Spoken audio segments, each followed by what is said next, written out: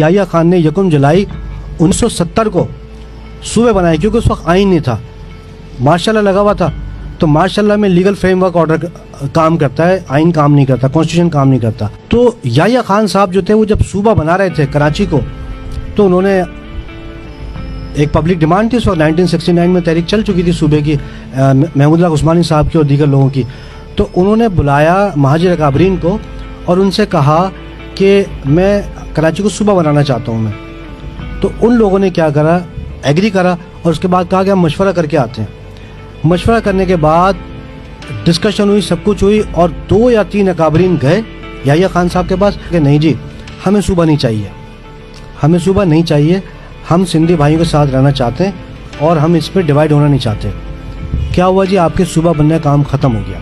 अब सूबे की तहरीक चलाने के लिए क्या है कि एक ऐसा ग्रुप मौजूद है कि जिसने 28वीं तरमीम मंजूर करवाई हुई है, एक ऐसा ग्रुप है कि जो मुसलसल 31-35 साल से मौजूद है, एक ऐसा ग्रुप मौजूद है कि जो अपनी एक अलग राजवाड़ा, एक अपनी रियासत लेके बैठे हुए, जब उनको ज़रूरत पड़ी वो काम करने के लिए आ गए माजी नाम पे, जब ज़रूरत पड़ी बैठ गए। फिर एक ऐसा ग्रुप है, एक ऐसे साहब हैं, एक ऐसा ग्रुप है जो कहते हैं कि जी कोई मसला ही नहीं 28वीं तरमीम के अंदर, ऊपर से जमात इस्लामी है। अभी तो उसको सारे मुतालबे याद आ रहे हैं, अभी उसको कराची के हुक्म भी याद आ रहे हैं, अभी सब कुछ याद आ रहा है।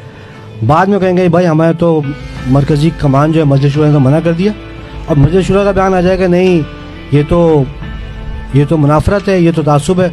वाकई सूबे काम करने तो पहले वो लोग जो आपको धरार डालेंगे, जो आप मुख्तलिफ बोलियाँ बोलेंगे, पहले आप उनकी पकड़ करो आप कि भाई तुम है हमें आपका साथ देना है कि नहीं देना, वरना कल वही आपको आप तो जो नौजवान निकलेंगे वो थोड़ी टेबल पे बैठेंगे, टेबल पे तो वो 5 या 6 लोग बैठेंगे, 7 लोग बैठे। इसका मतलब है कि आप 1 लाख 2 लाख 5 लाख लोग निकले, फायरिंग हो, शेलिंग हो, शहर बंद हो, उसके बाद आफ्टर ऑल कहाँ बैठना है आपको, टेबल पे बैठना है। जब टेबल बैठना है तो 5 अलग अलग बोलने वाले आ गए। अब किसी को ब्रीफकेस पकड़वा दिया तो कहता है ठीक है जी मेरा राजवाड़ा हो गया, भाई मुझसे सरोकार नहीं है। फिर जिन लोगों को आपका 1100 अरब रुपए का बजट मिलता है, 700 अरब रुपए एनएफसी से मिलते हैं, 400 अरब रुपए उनको लोगों मिलते हैं, 1100 अरब रुपए जिस तबके को मिलते हैं, और जो 1100 अरब रुपए की रिश्वत लेता हो सिंध से, 2000 अरब जिसको मिलते हो, वो आपके मुखालिफ में ग्रुप खड़ा कर देगा 10-20 करोड़ रुपए खर्च करके, तो आपकी सूबे की तहरीक बैठा देगा। तो कहना मकसद है कि सूबे के लिए या तो जो लोग प्लेयर हैं, या तो आप उनको मजबूर करें और उनको खामोश करें और उनको एक प्लेटफॉर्म पे लेके आए। ये मैं बात कर रहा हूँ नौजवानों के लिए जिनको सूबा बनाना है। एक मूवमेंट चलाते हैं, सूबा बनाते हैं, हम एक तहरीक चलाते हैं, जैसे सब लोगों की डिमांड है कि जी हम सूबे चलाते हैं। अब हम सूबा बनाने के लिए क्या करेंगे, हम आपका जो आइन है, आइन की 239/4 जो क्लॉज है वो आपके 18वीं तरमीम में डाल दी गई। वो क्लॉज क्या कहती है कि पहले सूबा बनाने का इख्तियार कौमी असम्बली को था, यानी पहले कौमी असम्बली को इख्तियार था कि वो सूबा बना दे।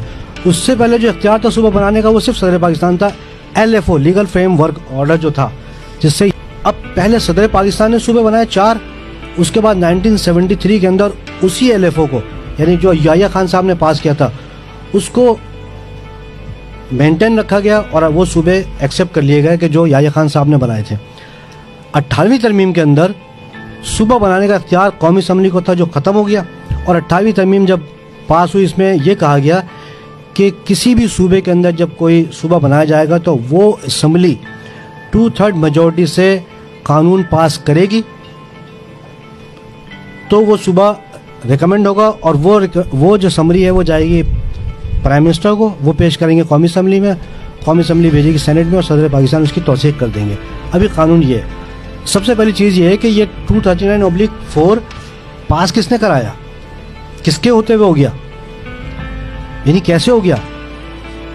पहले तो हम इसका जायजा लेना, बजाय इसके कि हम नारे लगा रहे हो, हम जज्बाती बातें कर रहे हो, क्योंकि मैंने कहा ना हम इन जज्बात से निकल चुके। हम एक लफ्ज़ SIND ये आइन में था, सिंध SIND, उसमें H लगाने के लिए 18वीं तरमीम हुई है, एक लफ्ज़ के लिए गई। आइन में साइन कैसे कर दिया आपने, कैसे हो गया। 168 की असम्बली है सिंध असम्बली की, इसमें 2/3 जो मेजोरिटी है वो 112 सूबाई असम्बली का अरकान होते हैं। मुझे बड़े बड़े मासूम और बेवकूफ़ लोग मिलते हैं, वो कहते हैं जी जब मर्दमशुमारी होगी तो सूबा बन जाएगा हमारा। और भाई जब राजा मरेगा तो बैल बटेंगे ना, अभी मर्दमशुमारी आपकी कर कौन रहे, तब तक क्या ख्वार रहेंगे, क्या परेशान रहेंगे क्या।